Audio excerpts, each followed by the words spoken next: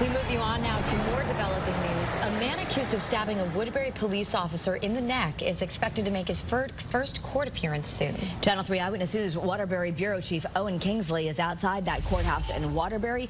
Owen, what's the latest now?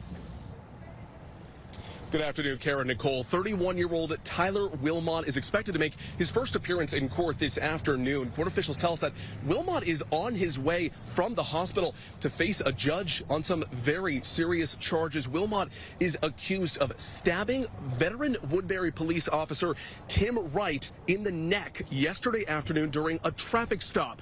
The assault happening right off of North Main Street.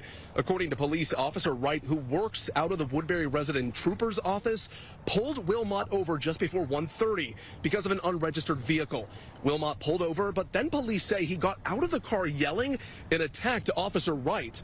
Fortunately, Officer Wright was rushed to Waterbury Hospital by another officer where he is expected to make a full recovery. In a news conference last night, state police say there is body cam video being used in their investigation. We have requested it. In that same conference, police highlighted the everyday dangers that officers face. No call is routine whatsoever.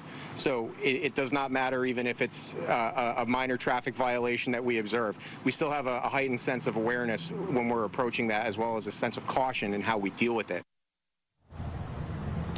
Wilmot is charged with attempted murder and armed assault on a police officer. Right now is being held on $3 million bail. Again, court officials telling us he's expected to be arraigned this afternoon. We're expecting that to come at 3:30.